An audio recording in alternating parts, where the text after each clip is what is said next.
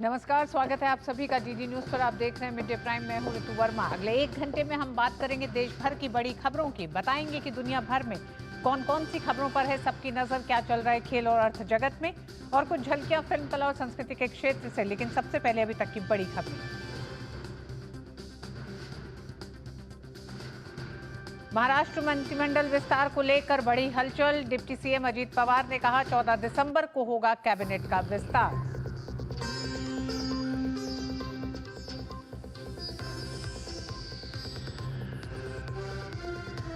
राज्यसभा नेता सदन जेपी नड्डा ने विपक्ष के रवैये को बताया हास्यास्पद और दुर्भाग्यपूर्ण। लोकसभा में भी निशिकांत दुबे ने लगातार बोलने में अवरोध के बाद भ्रष्टाचार को लेकर नेता प्रतिपक्ष से पूछे 10 सवाल।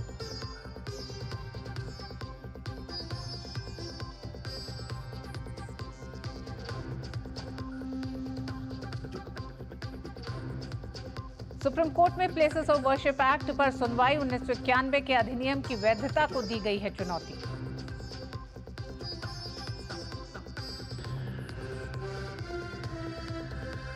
आतंकवाद से जुड़े मामले में जम्मू कश्मीर में कई ठिकानों पर एनआईए की छापेमारी। असम, महाराष्ट्र, उत्तर प्रदेश और गुजरात में भी तलाशी अभियान जारी।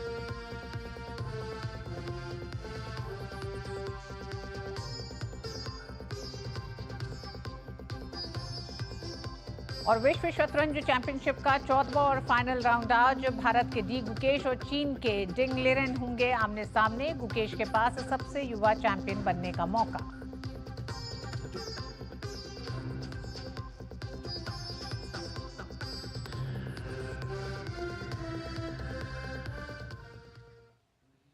केंद्रीय मंत्री और भाजपा अध्यक्ष जेपी नड्डा ने कहा है कि कांग्रेस अध्यक्ष मल्लिकार्जुन खड़गे ने प्रेस कॉन्फ्रेंस करके राज्यसभा सभापति पर आक्षेप लगाए। ये निंदनीय है, ये दुर्भाग्यपूर्ण है और हास्यास्पद है। विपक्ष के नेता श्री मल्लिकार्जुन खड़गे जी, उन्होंने प्रेस कॉन्फ्रेंस करके चेयरमैन के ऊपर आक्षेप लगाए थे। खड़गे जी जो इतने सीनियर लीडर हैं, उनको इतनी इल्म होना चाहिए, इतनी जानकारी होनी चाहिए कि the ruling of the chairman is final and the ruling of the chairman is unquestionable. और वह भी हाउस के अंदर नहीं, हाउस के बाहर इस तरीके का आरोप लगाना यह बहुत ही निंदा योग्य है। इसकी जितनी निंदा की जाए वो कम है, इसकी भर्त्सना करनी चाहिए। राज्यसभा में नेता सदन ने आज एक तरह से विपक्ष पर भी हमला बोला। इसी के साथ साथ राज्यसभा में विपक्ष के नेता मल्लिकार्जुन खड़गे ने जिस तरह से कल प्रेस कॉन्फ्रेंस की और आक्षेप लगाया सभापति के, उसे लेकर भी अपना विरोध दर्ज किया है। इस पर और बात करने के लिए ऋषि हमारे साथ जुड़ गए हैं। ऋषि, नेता सदन जेपी नड्डा ने बहुत साफ कहा है कि जिस तरह से पूरा सभापति के पूरे एक तरह से उनके निर्णय को, उनकी रूलिंग को लेकर सवाल उठाया जा रहा है, चेयर पे जो सवाल उठाए जा रहे हैं वो संसदीय परंपराओं, मर्यादाओं के विरुद्ध है और एक नई तरह की परंपरा विरोध की शुरू की जा रही है। बिल्कुल ऋतु, जिस तरीके से आज हमने देखा कि सत्ता पक्ष की तरफ से मोर्चा संभालते हुए नेता सदन ने साफ तौर से कांग्रेस को कटघरे में खड़ा किया, क्योंकि कल उन्होंने जो प्रेस कॉन्फ्रेंस की उसका उन्होंने संज्ञान लेते हुए कहा कि यह बेहद निंदनीय है कि जो सभापति के खिलाफ इस तरीके से कांग्रेस पार्टी अपने हैंडल से उसको आगे बढ़ाए और प्रेस कॉन्फ्रेंस करके इन सब चीज़ों को रखे, जो कि पूरी तरीके से अमर्यादित है। उन्होंने साफ कहा कि जिस तरीके से सदन में सभापति की जो रूलिंग है वो अंतिम होती है और उसको किसी भी तरीके से चैलेंज नहीं किया जा सकता है, और ये नेता प्रतिपक्ष को मालूम होना चाहिए। और उन्होंने यहीं तक अपनी बात को नहीं रोका, बल्कि साफ कहा कि जिस तरीके से सोनिया गांधी और जॉर्ज सोरेस के बीच में जो संबंध है, कांग्रेस पार्टी उन सब को छिपाने के लिए अपना एक प्रोपेगेंडा चला रही है और इसके लिए वो आरोपित कर रही है सभापति को, जो कि बहुत ज़्यादा जिसे कह सकते हैं आपत्तिपूर्ण है। साथ ही साथ उन्होंने कहा कि संसदीय परंपराओं में ये कभी देखने को नहीं मिला है कि सभापति के खिलाफ इस तरीके से प्रेस कॉन्फ्रेंस की गई हो और उन्हें कटघरे में खड़ा करने की कोशिश की गई हो। ये पहली बार है कि इस तरीके से सरेआम कांग्रेस पार्टी और उनके साथ ऐसा व्यवहार कर रही है। वहीं दूसरी तरफ जिस तरीके से सभापति ने आज बोलने का जो अवसर दिया नेता सदन के बाद, नेता प्रतिपक्ष भी जब बोलने को खड़े हुए, उन्होंने अपनी बात रखी, तो उन्होंने कांग्रेस की तरफ से आरोप लगाया सत्ता पक्ष पर कि वो दूसरे मुद्दों से भटकाने के लिए ऐसा कर रही है। लेकिन इस बीच सभापति ने उनसे पूछा कि आप किसी भी मीटिंग में क्यों नहीं आते हैं, जबकि जब भी गतिरोध होता है तो कोशिश होती है कि उसका समायोजन हो, उस पर कोई समाधान निकाला जाए, तो आप कभी भी किसी भी बैठक में क्यों नहीं आते? तो इसका कोई भी जवाब नेता प्रतिपक्ष ने उस समय नहीं दिया।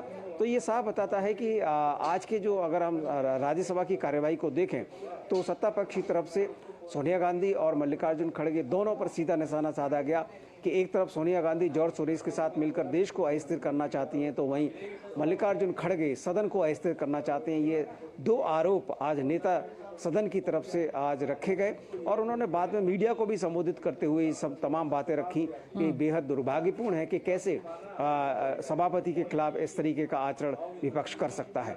वहीं अगर ऋतु हम लोकसभा में भी देखें तो लोकसभा में भी बीच में प्रश्नकाल जरूर शांतिपूर्वक चला, लेकिन शून्यकाल के दौरान वहां पर गतिरोध देखने को मिला और जो कार्यवाही है पहले 1 बजे तक के लिए और बाद में 1 बजे फिर से जब कार्यवाही शुरू हुई तो उसे 2 बजे तक के लिए स्थगित कर दिया गया। हाँ, ऋषि, अविश्वास प्रस्ताव लेकर आना सांकेतिक घेराबंदी विपक्ष की दिखाई देती है अगर नंबर के हिसाब से देखें, और अविश्वास प्रस्ताव एक तरह से अगर एक प्रावधान किया गया है संसदीय प्रक्रिया प्रणाली में तो वो किसी खास वजहों से किया गया है। क्या महज विरोध करने के लिए इसका इस्तेमाल किया जाए? दूसरी बात, जिस तरह से सभापति ने मल्लिकार्जुन खड़गे से साफ पूछा कि आप क्यों नहीं बैठकों में शामिल होते, बीएससी का उन्होंने जिक्र किया, तो उसका कोई जवाब नहीं था। तो इस विरोध को भी क्या माना जाए?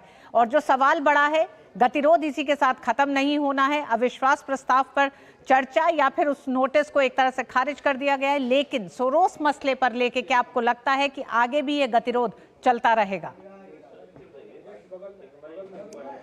देखिए ऋतु, इस समय 2 मसले हैं जिसको कि लेकर संसद में गतिरोध देखने को मिल रहा है। विपक्ष अपने मुद्दे के साथ रोजाना संसद के बाहर पहले प्रदर्शन करता है और उसके बाद संसद परिसर में संसद के दोनों सदनों में करता है। हालांकि एक कोशिश की गई थी कि जो प्रश्नकाल है उसको और शून्यकाल को शांतिपूर्वक चलने दिया जाए, क्योंकि दोनों ही बेहद महत्वपूर्ण होते हैं, सत्ता पक्ष के लिहाज से भी और विपक्ष के लिहाज से भी। शून्यकाल के दौरान विपक्ष के सांसद तमाम अपने मुद्दे उठा सकते हैं जो नियम 267 के तहत विपक्ष बार बार लाता है। तो सभापति ने भी कहा कि आपके पास अवसर है शून्यकाल के दौरान इन सभी विषयों को आप रख सकते हैं। लेकिन इस पूरे के पूरे मसले में अगर हम देखें, जैसे आपने कहा कि सभापति के खिलाफ अविश्वास प्रस्ताव के लिए जो नियम है उसमें एक तो पहली बात ये कि इसमें 14 दिन का प्री नोटिस देना ज़रूरी है और संसद का जो समय है 20 दिसंबर तक ही है, यानी कि 14 दिन वो पूरे नहीं हो रहे।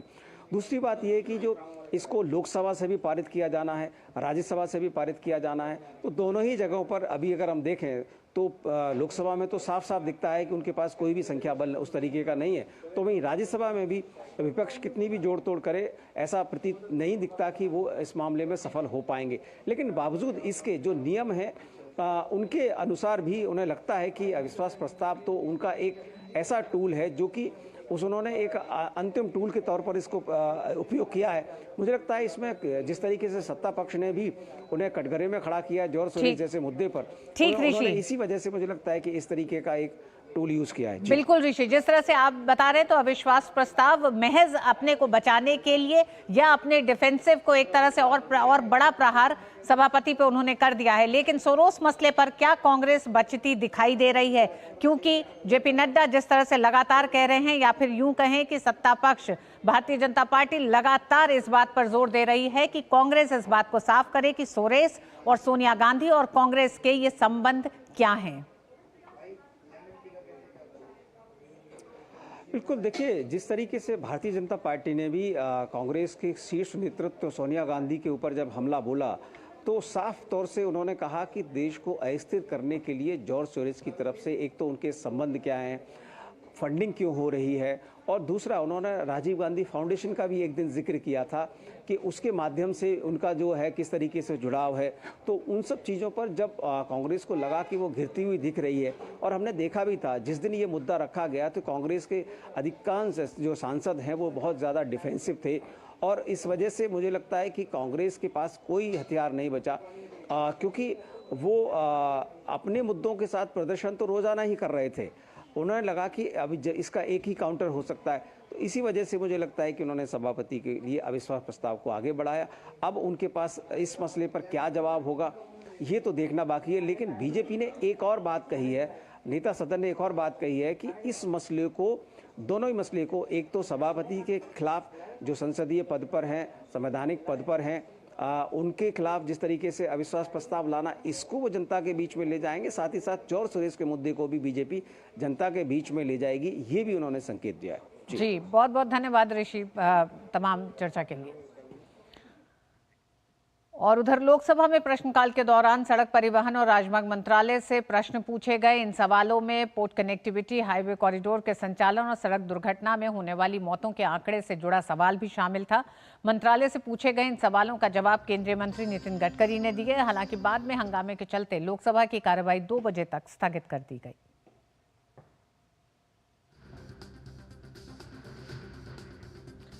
टीएमसी सांसद कल्याण बैनर्जी ने कल लोकसभा में दिए अपने आपत्तिजनक बयान पर माफी मांग ली है। कल कल्याण बैनर्जी ने केंद्रीय मंत्री ज्योतिरादित्य सिंधिया के लिए अभद्र टिप्पणी की थी, जिसके बाद सदन में हंगामा हो गया और कार्यवाही बाधित हुई। लेकिन आज खबर यह है कि बैनर्जी ने माफी मांग ली है।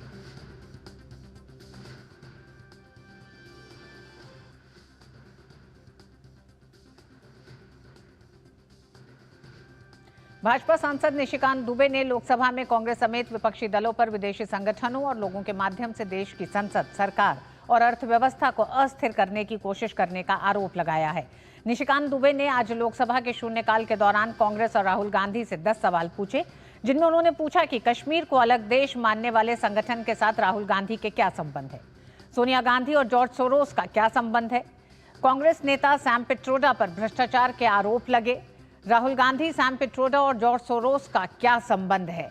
वही अपने सवालों में आगे निशिकांत दुबे पूछते हैं, सोरोस और गांधी परिवार का संबंध क्या है। राजीव गांधी फाउंडेशन को सबसे ज्यादा पैसा सोरोस ने दिया। राजीव गांधी फाउंडेशन के साथ सोरोस का रिश्ता क्या है। सोरोस ने कई फंड बनाए, वो सारे कांग्रेस के 300 लोगों को इन फंड से पैसा दिया है। भारत जोड़ो यात्रा में कांग्रेस ने कितना पैसा खर्च किया और सोरोस फाउंडेशन ने उसमें कितना पैसा दिया। तो इन अपने 10 सवालों के साथ निशिकांत दुबे ने कांग्रेस पर बड़ा हमला किया।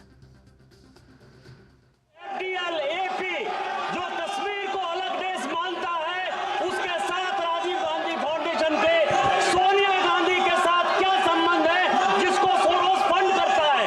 सोनिया और सोरोस का रिश्ता क्या है। नाम्बियर कमेटी की रिपोर्ट ये कहती है 150 करोड़ का घोटाला सैम पित्रोदा ने किया।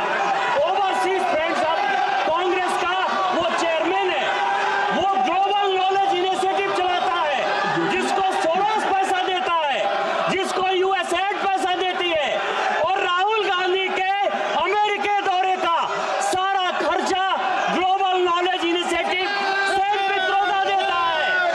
ये खालिस्तानियों से मिलता है, ये कश्मीर तोड़ने वालों से मिलता है। सैम पित्रोदा, राहुल गांधी, सोरोस और ग्लोबल नॉलेज इनिशिएटिव का संबंध क्या है।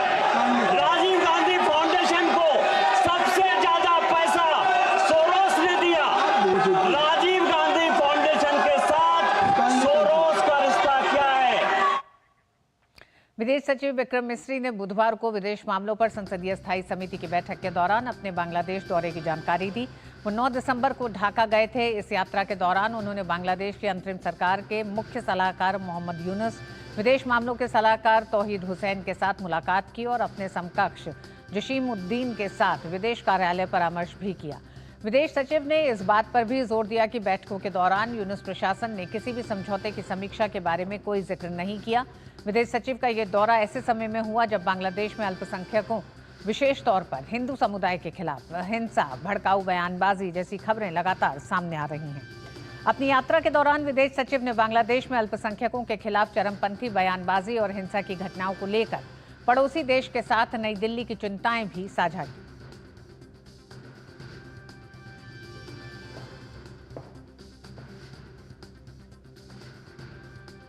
और सुप्रीम कोर्ट में आज उपासना स्थल अधिनियम 1991 की वैधता को चुनौती देने वाली याचिकाओं पर सुनवाई होगी। एक याचिका में इस कानून की धारा 2, 3 और 4 को रद्द किए जाने का अनुरोध किया गया है। याचिका में दिए गए तर्कों में से एक तर्क ये है कि ये प्रावधान किसी व्यक्ति या धार्मिक समूह के पूजा स्थल पर पुनः दावा करने के न्यायिक समाधान के अधिकार को छीन लेता है। इस मामले की सुनवाई विभिन्न अदालतों में दायर हुए मुकदमों की पृष्ठभूमि में होगी, जिनमें वाराणसी में ज्ञानवापी मस्जिद, मथुरा में शाही ईदगाह मस्जिद और संबल में शाही जामा मस्जिद से संबंधित मुकदमे शामिल हैं। इन सभी में दावा किया गया है कि इन स्थलों का निर्माण प्राचीन मंदिरों को नष्ट करने के बाद किया गया था और हिंदुओं को वहां पूजा करने की अनुमति दिए जाने का अनुरोध किया गया है।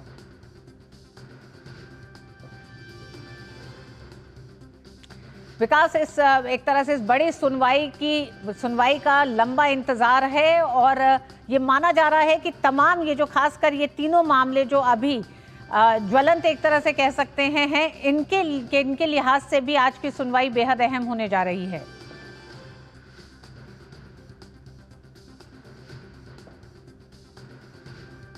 की तरफ से भी क्योंकि जमीयत ने भी इसमें अपनी याचिका दायर कर दी है कि 26-27 ऐसे मुख्य ऐसे स्थल हैं जहां पर प्लेसेस ऑफ वर्शिप एक्ट को अगर एक बार डिसाइड कर दिया जाए कि इसकी अवहेलना नहीं की जानी चाहिए या इसकी वैधानिकता को लेकर के जो सवाल उठ रहे हैं वो अगर सेटल हो जाते हैं तो इन सारी चीजों पर विवाद खत्म हो जाना चाहिए। तो सिर्फ 3 ही नहीं, कम से कम 25-26 ऐसे मामले हैं जहां पर दोनों पक्षों में विवाद चल रहा है इसको लेकर के।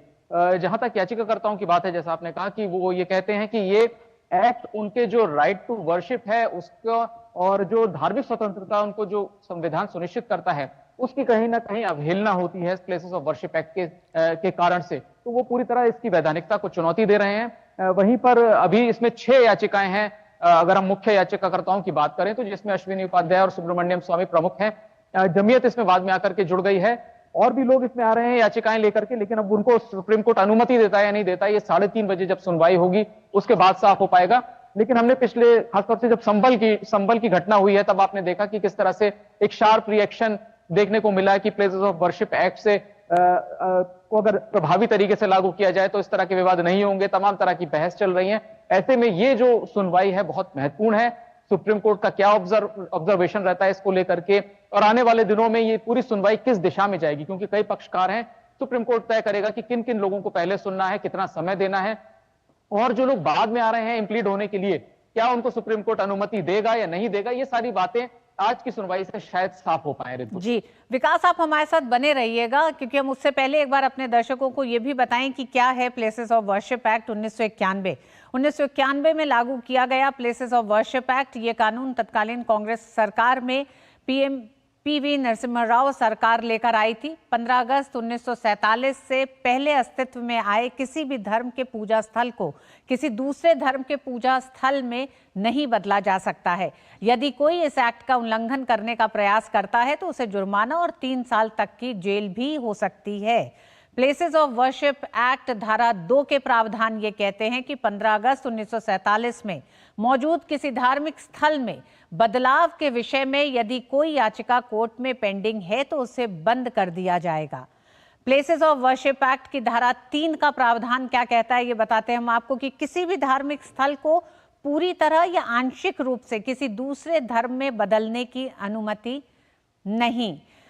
अब विकास, बड़ा सवाल ये हो रहा है कि प्लेसेस ऑफ वर्शिप एक्ट किसी भी धार्मिक स्थल की एएसआई जांच के लिए नहीं रोकता है।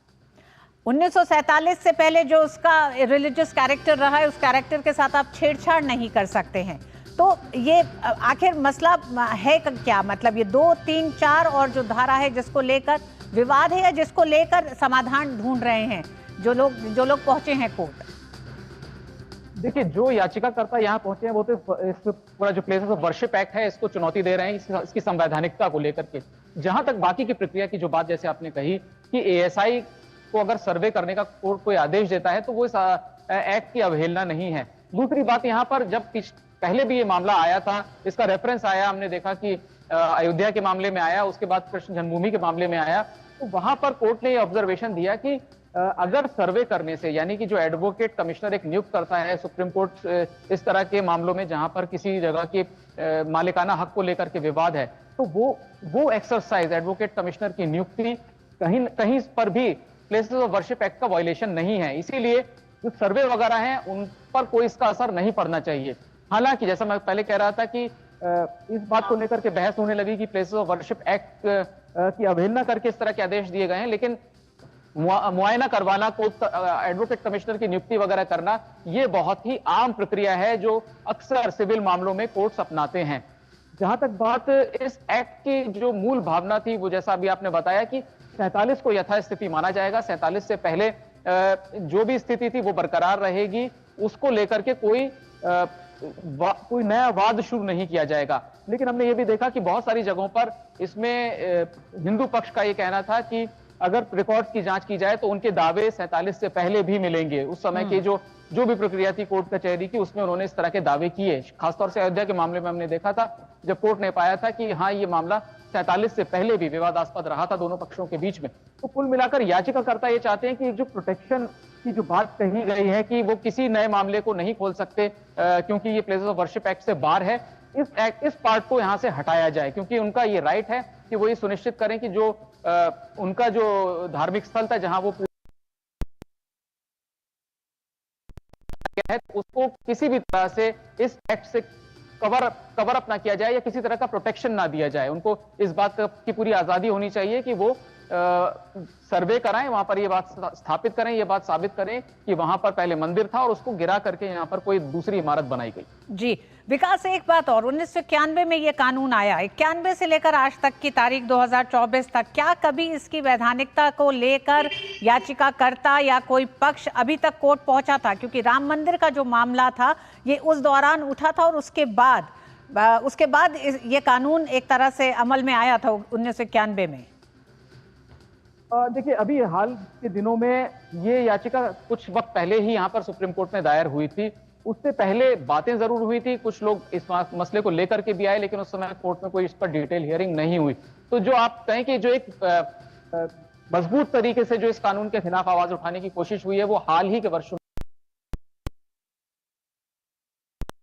राइट टू वर्शिप है या जो रिलीजियस राइट्स हैं उनको प्रभावित करता है। इसीलिए सुप्रीम कोर्ट को इसकी समीक्षा करके इसको असंवैधानिक घोषित करना चाहिए। 91 की डिबेट भी आप देखें तो उसमें भी संसद में कई ऐसे वहां पर सांसद थे जिन्होंने इसको लेकर के आपत्ति जताई, लेकिन जब मेजोरिटी जिस गवर्नमेंट के पास होती है वो बिल पास कराते हैं अपने नंबर्स के आधार पर, तो वहां की डिबेट भी काफी अपने आप में रोचक है, जहां पर ये रिकॉर्ड्स पर रखा गया। खासतौर से 3 जगहों पर काफी बहस हुई संसद में इस एक्ट पर जब चर्चा हो रही थी, जिसमें अयोध्या, मथुरा और काशी, इन तीनों का बार बार उल्लेख आया कि आप इस तरह से ये जो एक्ट ला रहे हैं, इसको लेकर के हिस्टोरिक एविडेंस है। इस बात को लेकर के अलग अलग इतिहासकारों ने अपनी किताबों में जिक्र किया है कि इन जगहों पर मंदिरों को गिराया गया, तो ये इस तरह की प्रोटेक्शन क्यों दी जा रही है, इसको लेकर के संसद में भी उस वक्त सवाल उठे थे। लेकिन पार्लियामेंट में जैसा कि हम कहते हैं नंबर्स की स्थिति होती है, जिसके पास नंबर जो थे उस वक्त उन्होंने उस बिल को पारित कराया। अब बेहतर यह है कि जब जैसे आप सुप्रीम कोर्ट के सामने आएगा तो इसकी संवैधानिकता को लेकर के एक मोहर लगेगी। इस तरफ जाएगा मामला या दूसरी तरफ जाएगा वो अलग बात है, लेकिन कोर्ट जब इसकी समीक्षा करेगा तो जिन बातों पर याचिकाकर्ता अपनी दलीलें रख रहे हैं, कि उनका कहना है कि पार्लियामेंट में उनको मौका नहीं दिया गया जो उसके खिलाफ बोलना चाहते थे और नंबर्स की बात थी, इसीलिए उनकी बातों को अनदेखा किया गया। तो जाहिर है कोर्ट एक बहुत न्यूट्रल फोरम है जहां पर ये सब बातें फिर वही बहस फिर से दोहराई जाएगी। जी विकास, अंत में बहुत संक्षेप में, कितनी 3 बजे से ये कहा गया है कि इसकी सुनवाई शुरू होनी है, और क्या ये कानून पूरा वापस संसद से एक बार फिर इसमें संशोधन या किसी तरह की तब्दीली हो सकती है कोर्ट की सुनवाई के बाद? क्योंकि आप कह रहे हैं कि कोर्ट का एक सीमित दायरा होगा इस कानून को लेकर। देखिए, 3:30 बजे सुनवाई होगी, लेकिन जहां तक कोर्ट के अधिकारों की बात की जाए तो कोर्ट पूरे एक्ट को भी रिपील कर सकता है। खासतौर से इस एक्ट की जो मूल भावना है, जो सेक्शंस आपने बताए 2, 3, 4, अगर उनको सुप्रीम कोर्ट कहे कि ये वाकई में जो रिलीजियस राइट्स हैं लोगों के उसको प्रभावित करता है, तो इस एक्ट में कुछ नहीं बदलता है। ऐसे में पूरे एक्ट को ही कोर्ट्स रिपील करते हैं। लेकिन क्या होगा आने वाले दिनों में वो तो सुनवाई के बाद साफ हो पाएगा। 3:30 बजे 3 जजों की जो बेंच है, जिसको कि सीजेआई हेड कर रहे हैं, वो इस मामले की सुनवाई करेगी। उम्मीद यह है ऋतु, जैसा कि आज की सुनवाई में यह तय किया जाएगा कि किन किन लोगों को पक्षकार बनाना है, कितना समय दिया जाए और क्या जो नए लोग इसमें जुड़ना चाहते हैं उनको कोर्ट मौका देगा या नहीं देगा, ये आज के सुनवाई में तय हो सकता है। ठीक, बहुत बहुत धन्यवाद विकास, विस्तार से इस पूरे मामले पर इतनी चर्चा के लिए धन्यवाद। महाराष्ट्र की बात करते हैं। महाराष्ट्र मंत्रिमंडल विस्तार की चर्चा के दौरान मुख्यमंत्री देवेंद्र फडणवीस ने आज प्रधानमंत्री नरेंद्र मोदी से मुलाकात की। इस अवसर पर सीएम देवेंद्र फडणवीस ने कहा कि कैबिनेट विस्तार का फॉर्मूला पहले से ही तय है और जल्द ही इसके बारे में पता चल जाएगा। उन्होंने कहा कि हमारी पार्टी में संसदीय बोर्ड और हमारे वरिष्ठ नेतृत्व द्वारा निर्णय लिए जाते हैं। जहां तक भाजपा कोटे से मंत्री बनाने की बात है, हम इस पर फैसला लेंगे। इसी तरह एनसीपी और शिवसेना अपने स्तर पर अपने मंत्रियों के नाम तय करेंगे। इससे पहले दिल्ली पहुंचे महाराष्ट्र के उप मुख्यमंत्री और एनसीपी प्रमुख अजित पवार ने 14 दिसंबर को राज्य में मंत्रिमंडल विस्तार की बात कही। सरकार में अब तक फडणवीस, शिंदे और अजित पवार ने ही शपथ ली है। हाल ही में हुए चुनाव में महायुति गठबंधन की ओर से बीजेपी ने 132, शिंदे की शिवसेना ने 57 और अजित पवार के एनसीपी के 41 विधायकों ने जीत हासिल की है। अब बड़ा विषय यह है कि किस दल को कौन सा विभाग दिया जाए। कैबिनेट एक्सपेंशन 14 तारीख को होगा पूरा, ऐसा उन्होंने बताया। और महाराष्ट्र में मंत्रिमंडल विस्तार को लेकर दिल्ली में भी बैठकें जारी रही। इस पे और बात करेंगे। शैलेंद्र, क्या कुछ तस्वीर साफ होती दिखाई दे रही है? हालांकि मुख्यमंत्री ने तो ये कह दिया है कि 14 तारीख को कैबिनेट एक्सपेंशन होगा।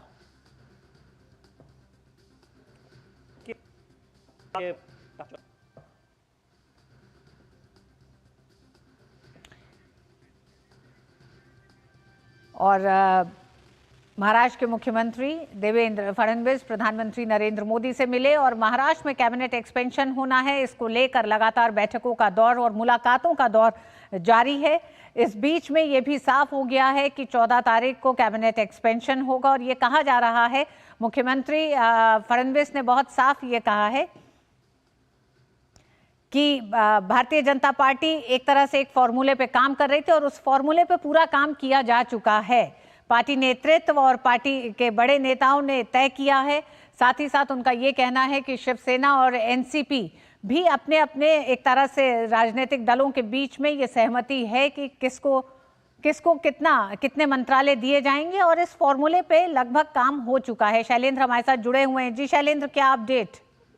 देखिए, जो सूत्र बता रहे हैं कि तीनों दलों के बीच ये तय हो चुका है कि कौन कौन विस्तार में शामिल होगा और 14 तारीख वो तारीख भी अब तो बता दी गई है बाकायदा मीडिया को अजित पवार के द्वारा, जो उप मुख्यमंत्री है महाराष्ट्र के। दिल्ली में हमने देखा कि बैठकों का दौर चला, हालांकि कट की मुलाकात भी हुई है प्रधानमंत्री नरेंद्र मोदी से महाराष्ट्र के मुख्यमंत्री देवेंद्र फडणवीस की। अजित पवार जो उप मुख्यमंत्री है उन्होंने गृह मंत्री अमित शाह से मुलाकात की।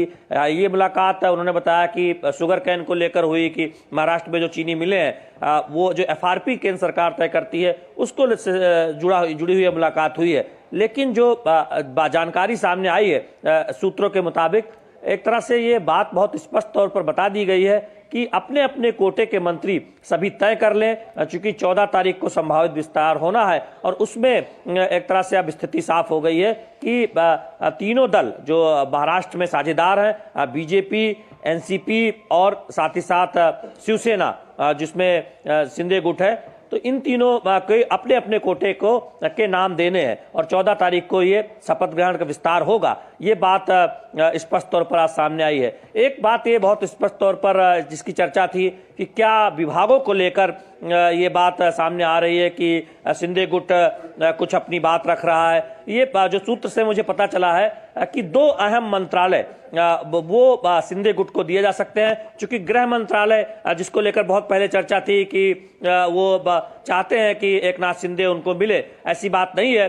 अब उनको 2 मंत्रालय देने की बात है और संभवतः वो शहरी विकास और ग्रामीण विकास मंत्रालय जैसे अहम मंत्रालय हो सकते हैं। तो ये चर्चा भी तकरीबन पूरी हो गई है। जो सूत्र बता रहे हैं कि कौन कौन से मंत्रालय कोटे के जो सहयोगी हैं एनसीपी के या फिर एकनाथ शिंदे शिवसेना के, उनको दिए जाएंगे। तो अब तारीख बिल्कुल साफ हो चुकी है कि 14 तारीख को विस्तार होगा। शैलेंद्र, हालांकि महायुति की एक बड़ी जीत रही, भारतीय जनता पार्टी इसमें सबसे बड़ा दल रही है और मजबूत गठबंधन रहा चुनाव लड़ने से लेकर नतीजों तक। फिर नतीजों के बाद से जो लगातार देरी है, ये देरी क्या बता रही है? क्या सरकार, गठबंधन दल सब फूक फूक के कदम रख रहे हैं? मुख्यमंत्री का चुनाव से लेकर मंत्रिमंडल के एक तरह से वितरण में जितना समय बीत रहा है। ये देखिए, बीजेपी के सूत्रों का बहुत स्पष्ट तौर पर कहना है कि चूंकि 3 दलों ने मिलकर सरकार बनाई है, तो विचार विमर्श की प्रक्रिया पूरी होने के बाद ही कोई कदम उठाया जा रहा है और जिससे कि एक सहमति रहे हर फैसले में। और जहां तक ये कहा जा रहा है कि देरी हो रही है, ऐसा नहीं है।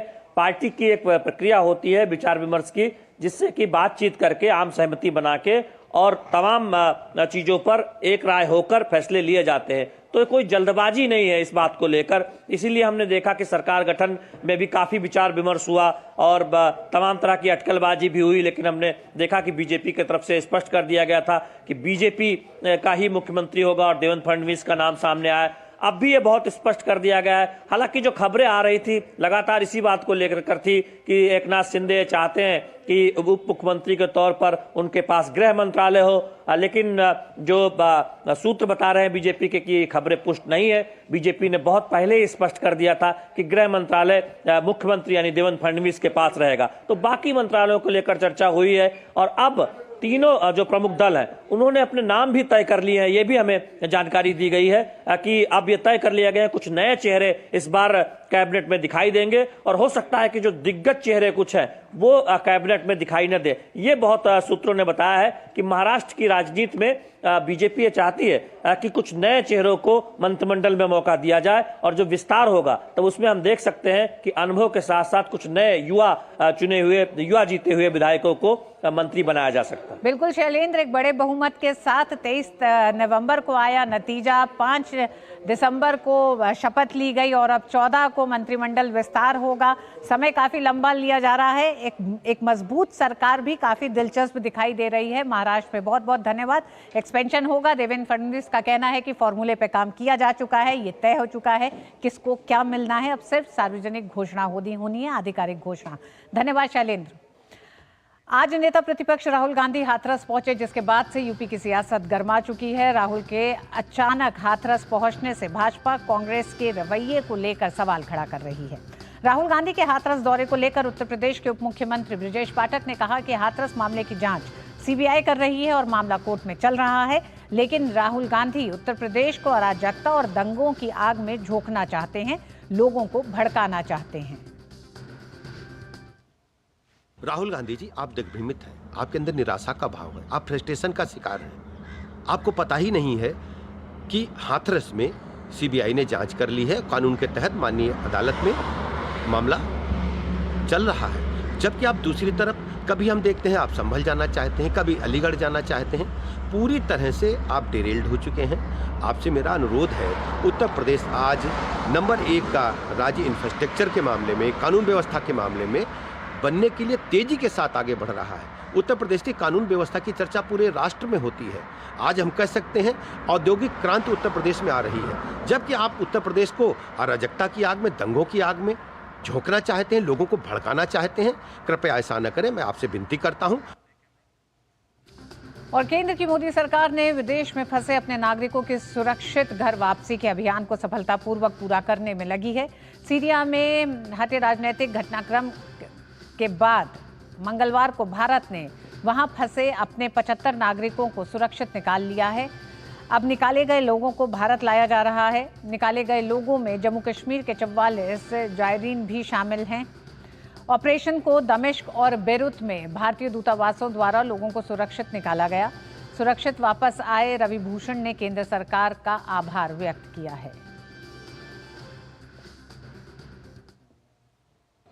We should be very much thankful to Modi ji and his team, Ministry of External Affairs, जिन्होंने एक एक्सट्रीम लेवल पे जाकर हम लोगों को वहाँ से निकाला। अदरवाइज हम लोगों ने बॉर्डर पर देखा बाकी कंट्रीज़ के लोग they were just roaming here and there, वो इधर उधर घूम रहे थे, वीज़ा की फैसिलिटी नहीं थी, खाने के लिए कुछ नहीं था। बट इंडियन एम्बेसी ने वहाँ पर हम लोगों को इतने ईजिली वीज़ा अरेंज कराए, सारी बेसिक नीड्स जो होती है, पानी, खाना, वो सब भी पैरेलल में अरेंज कराए। तो we are very much thankful to Indian government. और चलिए आपको बता दें कि कब मोदी सरकार ने विदेशों में संकट में फंसे अपने नागरिकों को सुरक्षित स्वदेश वापसी कराई है। दिसंबर 2021 में अफगानिस्तान में राजनीतिक संकट के बीच ऑपरेशन देवी शक्ति चलाया। ऑपरेशन के तहत कुल 669 भारतीयों और अफगानों को सुरक्षित निकाला गया। इनमें 448 भारतीय और 206 अफगान नागरिक शामिल थे। फरवरी 2022 में जब रूस यूक्रेन संघर्ष शुरू हुआ, तब भारतीय नागरिकों को निकालने के लिए मोदी सरकार ने ऑपरेशन गंगा शुरू किया। लगभग 22,500 भारतीय नागरिक वापस लौटे। यूक्रेन से लौटने वालों में ज्यादातर छात्र थे। ऑपरेशन गंगा के तहत 90 निकासी उड़ानें भारत सरकार के खर्च पर संचालित की गईं। इस वक्त जब सीरिया तख्तापलट के बाद सियासी संकट में घिरा है, तब भारत सरकार ने सीरिया से 75 भारतीय नागरिकों को निकाला है।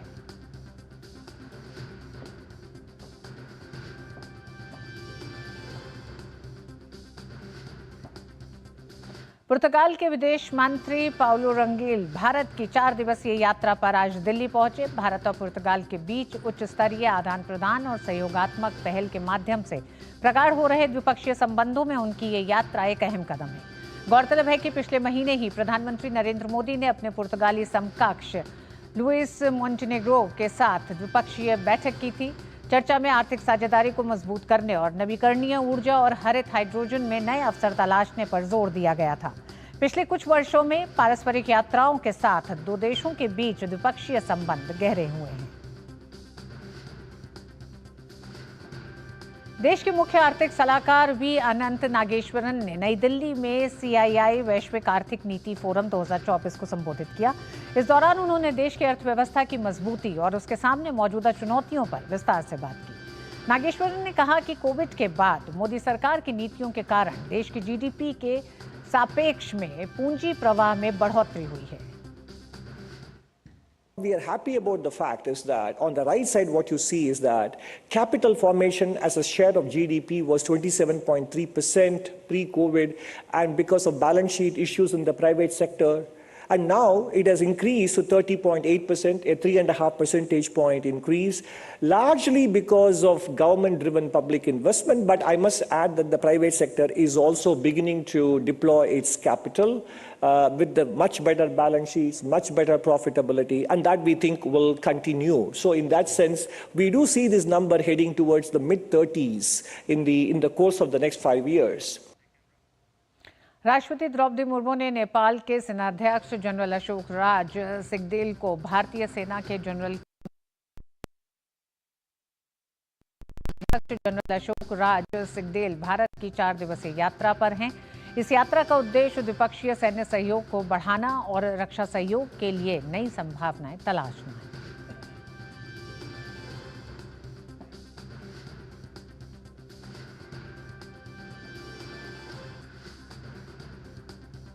राष्ट्रीय जांच agency NIA Jammu Kashmir, Assam, Maharashtra, UP और गुजरात में 19 स्थानों पर छापेमारी कर रही है।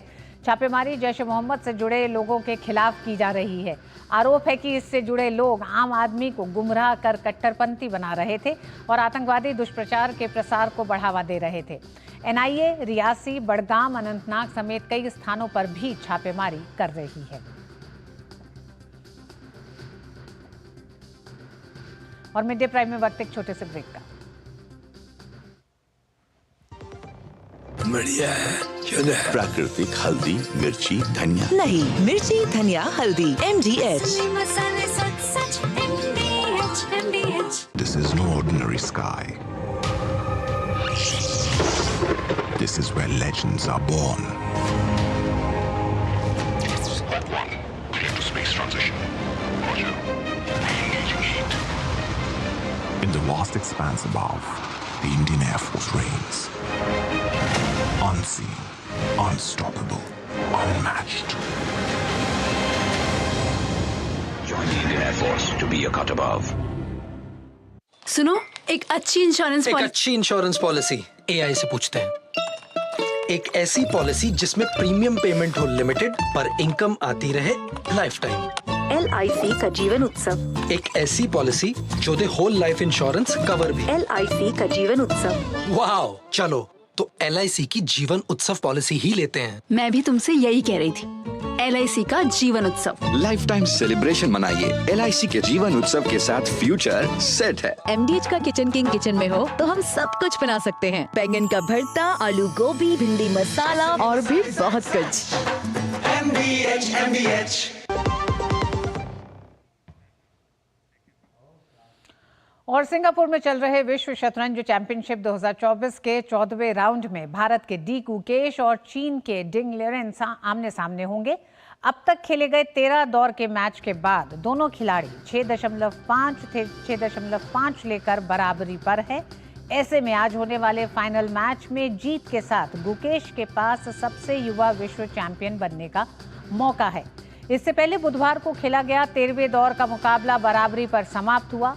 अब इस चैंपियनशिप में केवल एक और गेम शेष है। यदि चैंपियनशिप 14 राउंड के बाद टाई हो जाती है तो विजेता का फैसला टाई ब्रेकर के जरिए होगा। दोनों के बीच 13वीं बाजी 68 चालों के बाद ड्रॉ पर समाप्त हुई।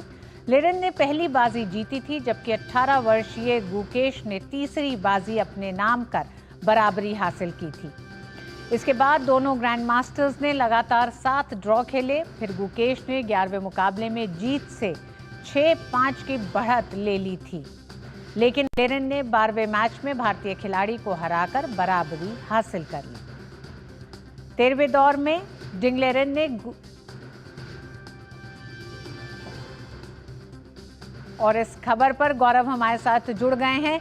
गौरव, डी गुकेश के पास सुनहरा मौका है, ये कहा जा सकता है, सबसे युवा चैंपियन बनने का। लेकिन अगर हम बात करें इन 13 राउंड में डी गुकेश की ताकत शतरंज की बिसात पर क्या दिखाई देती है 14वें राउंड के मुकाबले के लिए?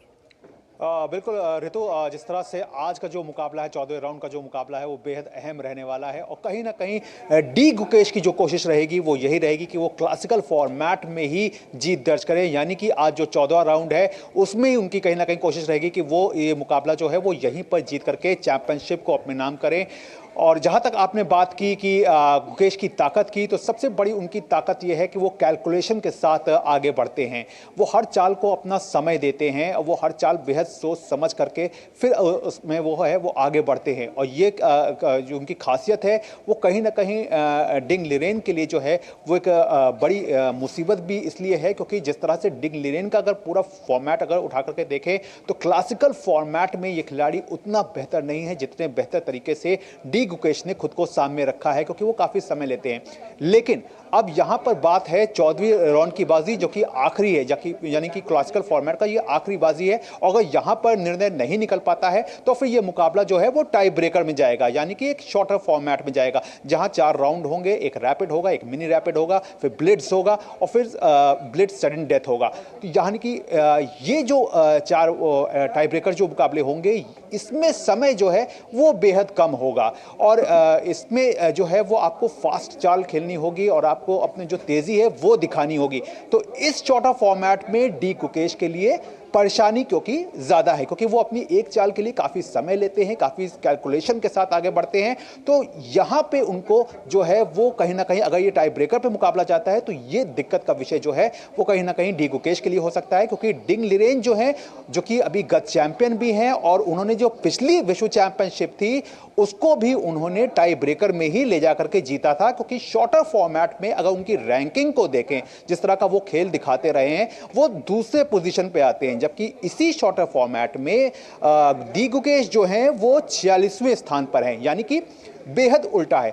अगर क्लासिकल में देखें तो डी गुकेश की रैंकिंग जो है वो 5वीं है और वहीं पे डिंग लिरेन की रैंकिंग है वो काफ़ी पीछे है। लेकिन जब शॉर्टर फॉर्मेट की बात आती है तो यहाँ पर डिंग लिरेन का जो है जलवा जो है वो काफ़ी ज़्यादा देखने को मिलता है। और शॉर्टर फॉर्मेट में वो कोशिश वही यही करते हैं कि कोई भी जो वर्ल्ड चैंपियनशिप जब वो फाइनल खेलते हैं तो उनकी कोशिश यही रहती है कि किसी तरह से इसको यहाँ पर ड्रॉ करा करके, क्लासिकल फॉर्मेट में ड्रॉ करा करके बाजी को कहीं ना कहीं टाई ब्रेकर में ले जाने की कोशिश करें। तो आज ये कोशिश रहेगी डिंग लिरेन की ओर से कि वो आज भी बाजी को वो जो है वो ड्रॉ कराए, जिस तरह से कल हमने देखा था कि कल काफ़ी आक्रामक तरीके से गुकेश ने अपनी बाजियों को खेला था।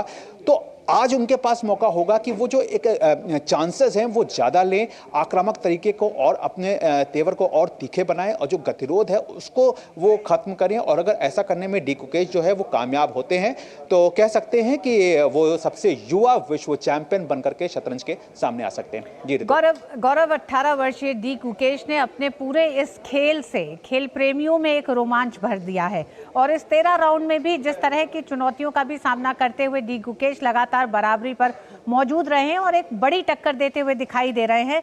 14वां राउंड दोनों के लिए एक तरह से बेहद महत्वपूर्ण होने जा रहा है, मुश्किल भी जिस तरह से आप बता रहे हैं डी कुकेश के लिए, लेकिन फिर भी और खासकर अगर हम देश में चेस की लोकप्रियता की हम बात करें, युवाओं में बात करें, चेस को लेकर जो पिछले कुछ समय में रुचि भी बढ़ी है और जिस तरह से सरकार ने खेल को लेकर मौके नए खोले हैं, ऐसे में डी कुकेश का ये पूरा मुकाबला युवाओं के लिए कितना बड़ा आपको लगता है कि एक मौका भी है, एक तरह से इंस्पिरेशन भी है? बिल्कुल ऋतु, इसमें कोई दो राय नहीं है, क्योंकि हमने देखा था कि किस तरह से अभी हाल ही में जब शतरंज ओलंपियाड हुआ था तो हमने उसका गोल्ड मेडल जो है वो जीत करके इतिहास रचा था। इससे पहले अगर हम देखें तो अर्जुन एरिगेसी हैं, डी कुकेश हैं, तानिया सचदेव हैं, वंतिका अग्रवाल हैं। ये वो नाम हैं जिन्होंने अपने खेल से शतरंज के खेल को पूरे देश में एक नया आयाम दिया है। और उससे पहले अगर देखें तो विश्वनाथन आनंद जो हैं, जिस तरह से विश्वनाथन आनंद ने एक लकीर जो है वो खींची और उस लकीर पे आगे बढ़ते हुए ये नाम जो है वो लगातार आगे बढ़ रहे हैं। हम लगातार ग्रैंड मास्टर्स जो हैं वो लगातार सामने रख रहे हैं। हमने देखा था कि किस तरह से हमने शतरंज ओलंपियाड की जो है वो मेज़बानी भी की थी और 44वें शतरंज ओलंपियाड की जो कि चेन्नई में आयोजित हुआ था और वहाँ पे भी हमारा जो प्रदर्शन था वो बेहद शानदार रहा था। तो कहीं ना कहीं जो शतरंज का खेल है वो हमारे कहना चाहिए कि ऐतिहासिकता से तो भरपूर है ही है, लेकिन अभी मौजूदा समय में जिस तरह से इसमें नई तेज़ी देखने को मिली है, विश्व स्तर पर जिस तरह से हम नए नामों के साथ आगे बढ़ रहे हैं और खासतौर से डी कुकेश की जिस तरह से आपने बात की कि केवल 18 साल के हैं, लेकिन उनकी सबसे बड़ी जो काबिलियत है वो यही काबिलियत है कि वो जो विरोधी होता है उसको कहीं ना कहीं वो सोचने पर मजबूर कर देते हैं कि किस तरह से अगली चाल क्या होगी, अगली चाल इनकी क्या रह सकती है, किस तरह से ये अपने मूव को जो है वो आगे बढ़ाएंगे।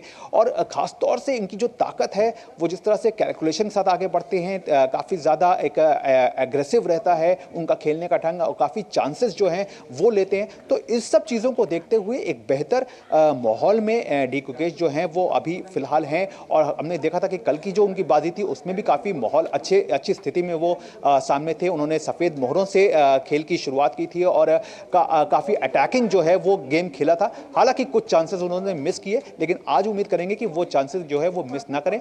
लेकिन जहां तक पूरे देश में खेल के शतरंज के खेल को एक व्यापक रूप देने की बात है तो इसमें जाहिर तौर पर जिस तरह से तमाम जो कोशिशें हैं कि जो खिलाड़ियों के द्वारा की जा रही हैं, उन्होंने अपने नाम से एक नया आयाम तो इस खेल को दिया ही दिया है। साथ ही साथ ज़मीनी स्तर पर अब हम देख रहे हैं कि शतरंज के खेल को एक जो मजबूती मिलनी चाहिए वो मजबूती भी कहीं ना कहीं नज़र आती है, क्योंकि ये ग्रैंड मास्टर्स हैं, जब ये लोकल लेवल पे कहना चाहिए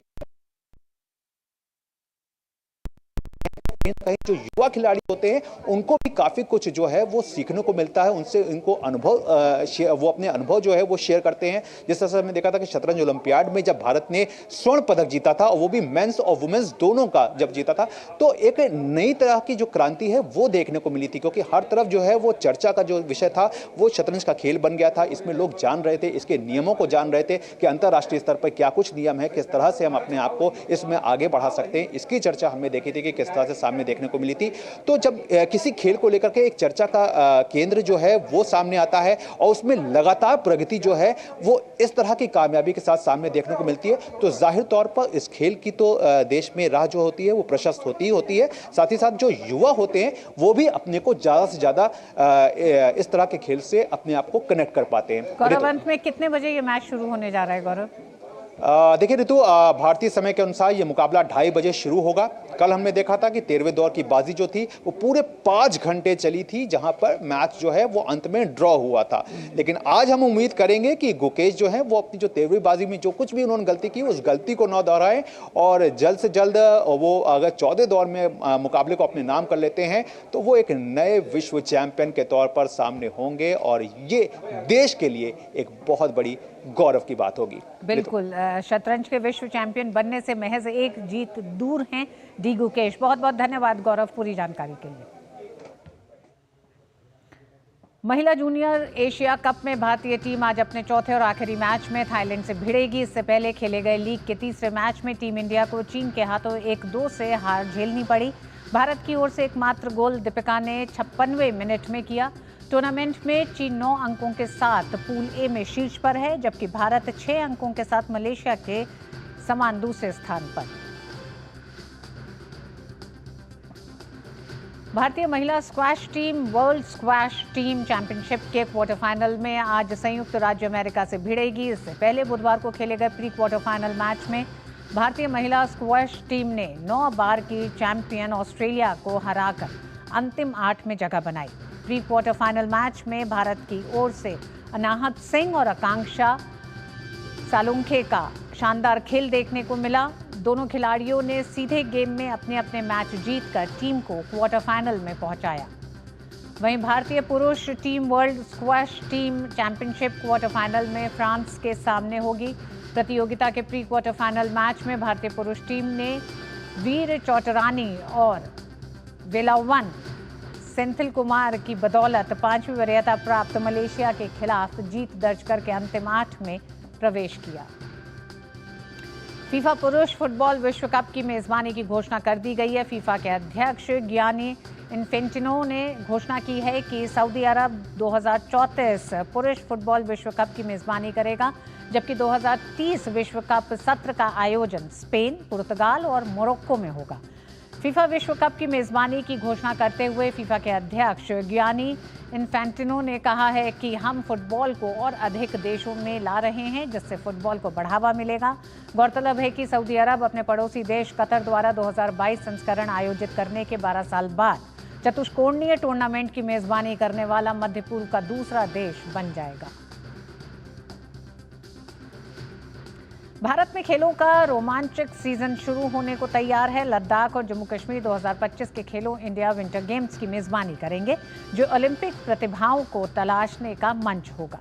वहीं फिट इंडिया साइक्लोथॉन 17 दिसंबर से शुरू होगा, जो फिटनेस और पर्यावरण जागरूकता को बढ़ावा देगा। इसके साथ नेशनल स्पोर्ट्स रिपोजिटरी सिस्टम एथलीटों के पंजीकरण और पुरस्कार प्रक्रिया को सुगम बना रहा है।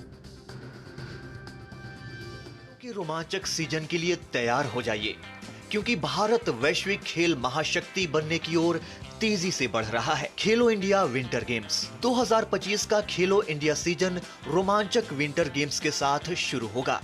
लद्दाख में 23 से 27 जनवरी तक आइस गेम्स होंगे, जिसमें स्केटिंग, आइस हॉकी और अन्य खेल शामिल हैं। वहीं जम्मू कश्मीर के गुलमर्ग में 22 से 25 फरवरी तक स्नो गेम्स होंगे, जिसमें स्कीइंग और स्नोबोर्डिंग जैसी प्रतिस्पर्धाएं होंगी। ये गेम्स 2026 के विंटर ओलंपिक्स में भारत के प्रतिनिधित्व करने वाले सर्वश्रेष्ठ खिलाड़ियों को खोजने में अहम भूमिका निभाएंगे। फिट इंडिया मूवमेंट का प्रमुख इवेंट फिट इंडिया साइक्लोथॉन वापस आ गया है। 17 दिसंबर को साइकिलिंग ट्यूसडेज के रूप में लॉन्च होने वाला ये आयोजन मेजर ध्यानचंद नेशनल स्टेडियम से शुरू होगा और कर्तव्य पथ से रायसीना हिल्स तक का सुंदर मार्ग कवर करेगा। साथ ही देश भर के 100 स्थानों पर 3 किलोमीटर की साइक्लोथॉन आयोजित होगी, जो सामुदायिक भावना, पर्यावरण जागरूकता और वायु गुणवत्ता सुधार की आवश्यकता पर जोर देगी। नेशनल स्पोर्ट्स रिपोजिटरी सिस्टम यानी कि NSRS भारत में खेलों का आधुनिकीकरण करने के लिए नेशनल स्पोर्ट्स रिपोजिटरी सिस्टम एथलीटों, कोचों और अकादमियों के लिए एक आसान प्लेटफॉर्म प्रदान करता है।